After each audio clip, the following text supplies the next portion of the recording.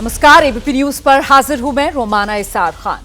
नेताओं का विवादित बयान देना यह कोई नई बात नहीं है, लेकिन जब कोई नेता अपने आलाकमान की बात को भी नजरअंदाज कर दे तो फिर बात वाकई में बड़ी हो जाती है। बिहार के शिक्षा मंत्री चंद्रशेखर एक बार फिर से सुर्खियों में, और इस बार भी वजह वही विवादित बयान।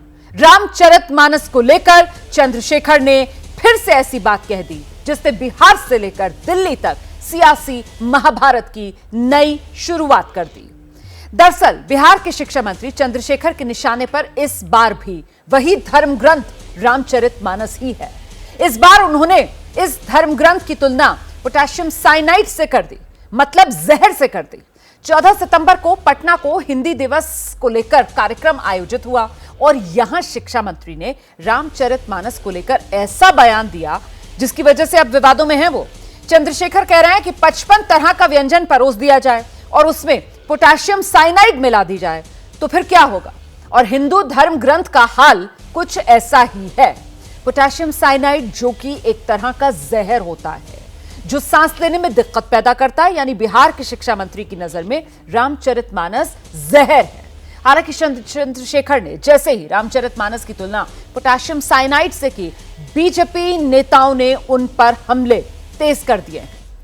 ऐसा पहली बार नहीं है जब रामचरितमानस या फिर सनातन को लेकर इस तरीके की बयानबाजी हो रही है। करीब 1 साल से ऐसे बयान गाहे बगाहे सुनाई दे रहे हैं और हाल के दिनों में तो इनमें तेजी आई है। तमिलनाडु के मुख्यमंत्री स्टालिन के बेटे उदयनिधि ने सनातन को लेकर अभी पिछले दिनों चुभने वाली बात कही थी। सनातन धर्म को डेंगू, मलेरिया, कोरोना जैसी बीमारी करार दे दिया था। उनके समर्थन में डीएमके के कई नेताओं ने इसी तरीके की बयानबाजी की थी।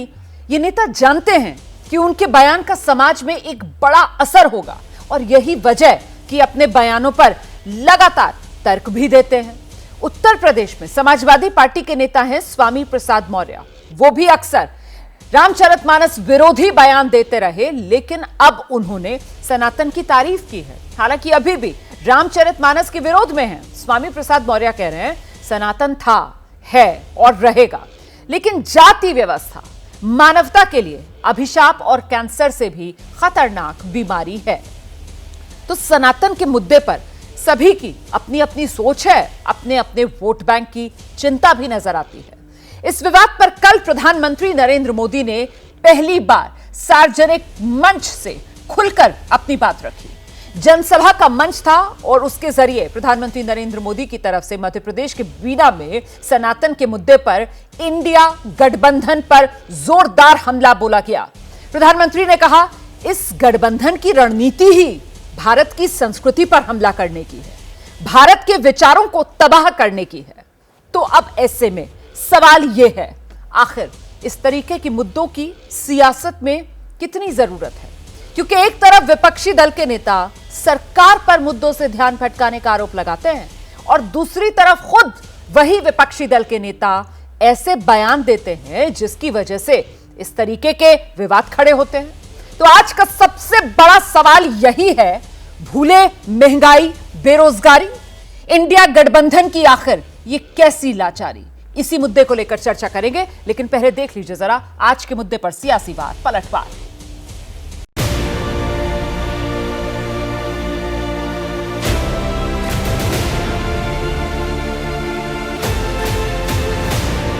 मेरी आपत्ति वहां है और रहेगी, जीवन भर रहेगी। ये जो पोटेशियम साइनाइड टाइप का कुछ चीज है ग्रंथों के अंदर, मैंने कहा तो जिनवा पर 10 करोड़, मोहन भागवत कहा तो फिर पर 10 रुपया को नहीं रखा। INDIA ने ये तय कर लिया, एजेंडा बना लिया कि सनातन हिंदुओं को समाप्त करना है। ये ठेका पहले स्टालिन के कुर्मा को दिया गया, अब लालू यादव और नीतीश कुमार कैसे पीछा होते हैं? कहन का विप्र पूज्य अरण्यकांड में लिखा है। और कौन लिखे हैं? पात्र का चयन, पात्र के मुंह में बोली कौन भरता है? 2000 साल पहले प्रभु श्री राम जी आए होंगे रामदेव मानस के लिखने के पहले। कड़ी से कड़ी कार्रवाई करिए नीतीश जी। आपको भी रामचरितमानस में पोटेशियम साइनाइड नजर आता है तो आप भी चख लीजिए। वहाँ तारना कर ता बड़ा रहो, ना का जहाँ तार छोटी रह होती है, तारना उसका मतलब उद्धार करना, जहाँ बड़ा रह होता वहाँ मारना, पीटना, दंड देना, कठोर वचन कहना ही है। जो गठबंधन भारत की भूमिका और भारत की नींव को नष्ट करने की बात करेगी, उस गठबंधन को नष्ट करने का काम भारत की 140 करोड़ जनता करेगी। आज किसी को समझाने लग जाना कि अपना देश सनातन धर्म का भी देश है, बाकी भी धर्म है, पर सनातन धर्म कोई ये शिक्षा नहीं देता, कोई कहता नहीं कि दूसरे धर्मों को दूर रखा जाए। अगली जो लोकसभा चुनाव होगा ये सिविलाइजेशनल का फाइट होगा, सभ्यता का फाइट होगा और हमारा भारत का लोग सनातन को सुरक्षित रखेगा।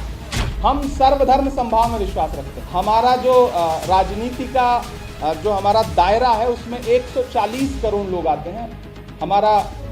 हम बंटवारे की राजनीति नहीं करते। बंटवारे की राजनीति भारतीय जनता पार्टी करते है। जिस परंपराओं ने हजारों वर्ष से जोड़ा है उसे तबाह कर दो। ये इंडी अलायंस उस सनातन संस्कारों को, परंपरा को समाप्त करने का संकल्प लेकर के आए हैं।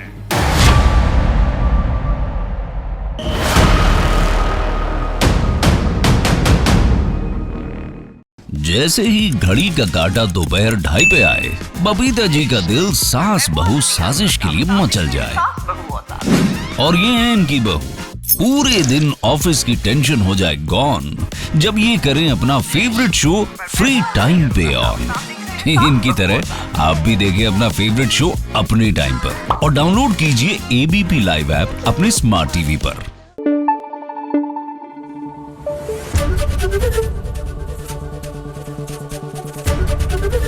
एबीपी न्यूज आपको रखे आगे।